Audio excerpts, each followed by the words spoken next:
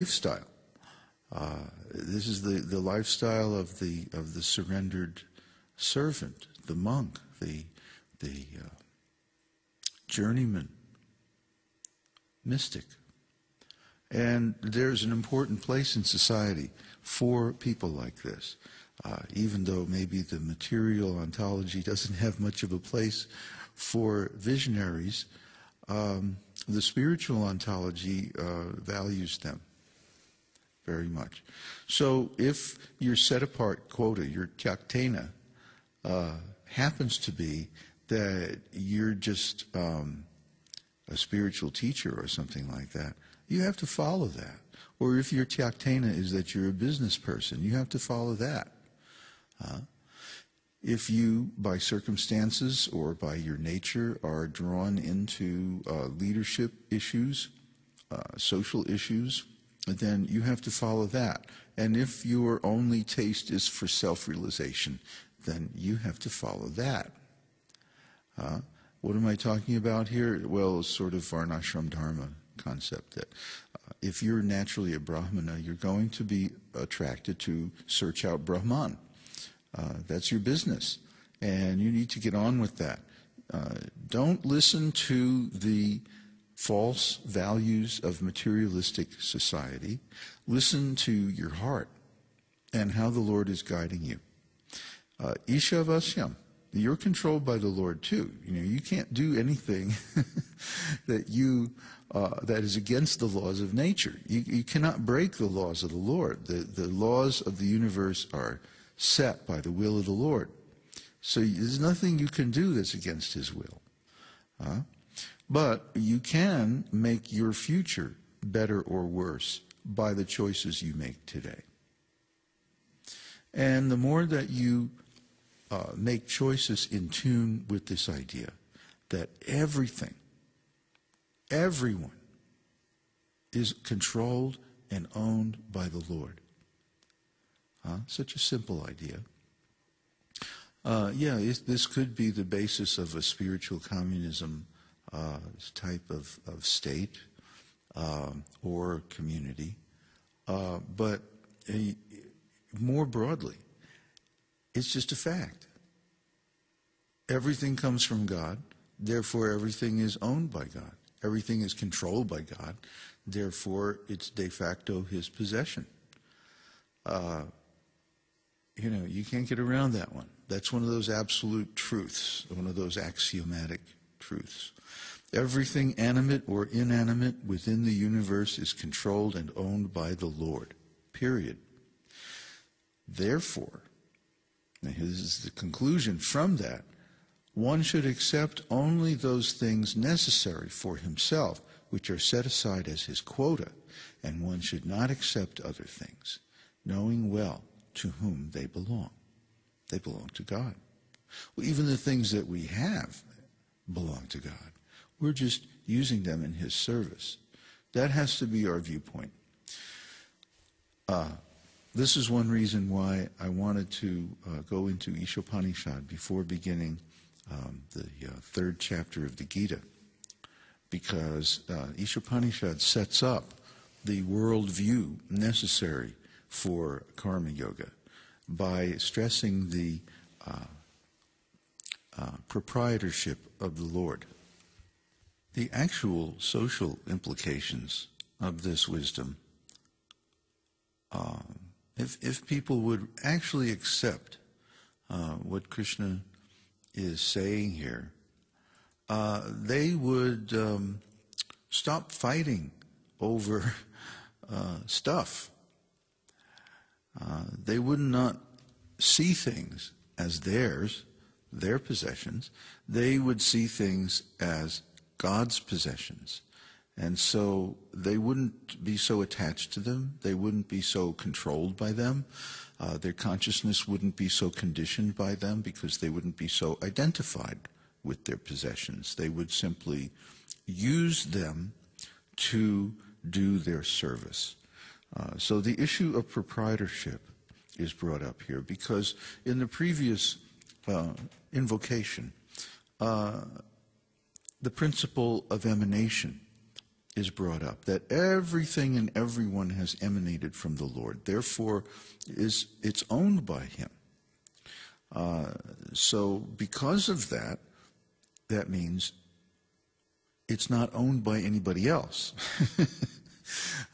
It's already owned by him. So there's no need for us to claim it, but we can, of course, utilize it for our maintenance. That doesn't mean that we can rape the earth and screw up the environment and think that we can just keep doing that unlimitedly. No. No, because the servants of the Lord, the demigods, who are empowered to provide these necessities, when they see us misusing them, they begin to withhold them. And that's what's happening today. Therefore, we're facing an enormous ecological crisis because we're running out of resources. Not that the Lord doesn't have enough resources to support everybody on the planet. Come on. No. In fact, historically, according to Vedic wisdom, this planet has supported far greater populations than it has now. But that was done through intensive organic agriculture with great knowledge of the ecological consequences of every single act. This kind of agriculture is still practiced in places in India today, and you can go there and see it. So, because we have accepted a man-made system of maintenance, which attempts to create a complete system for maintaining all the human and animal population on this planet, but it doesn't do a very good job. It actually damages the ecosystem in the long term.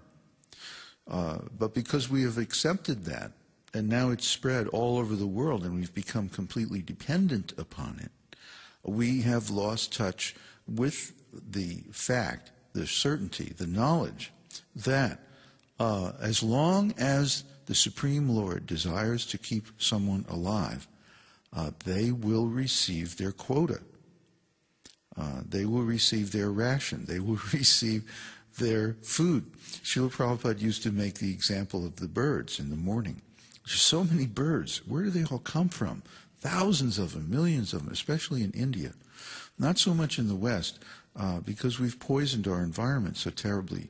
But in India, where there hasn't been, at least up until the 60s when I first went to India, there hadn't been much application of pesticides, DDT and stuff like that. There were millions of birds in India.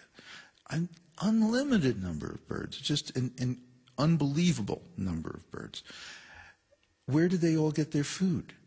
Srila Prabhupada used to point out. Well, the Supreme Lord has arranged for food for each of these creatures.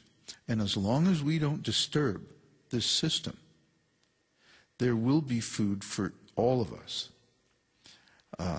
The problem is in the West we have completely confounded this natural system and paved it over with our own idea of how we should maintain ourselves. And therefore we have to work very hard, enslaved actually, by this socio-economic system which is designed simply to let a few people enjoy greatly and the great majority of people have to work very hard. And this is not a very good idea. So, yeah, we should change that. We should make that better. We should make it more like Varnashram society, where a person's talents are assessed very early in life, and then they're given a commensurate education, a practical education, actually, more like an apprenticeship, to the type of work that they are best suited for. And, of course, yes, there's endless potential for abuse in this system or any system, but instead of turning out assembly line workers, which is what the modern Western educational system was explicitly designed to do by its founders, Dewey and Rockefeller and people like that, design an educational system to bring out the latent talents in each one of us. Whether those talents are intellectual, artistic, emotional, social, military, business, whatever those talents are, technical, philosophical, religious, spiritual, psychological, bring those talents out by appropriate education, because whatever that living being is interested in is an indication of what Krishna has intended him to do.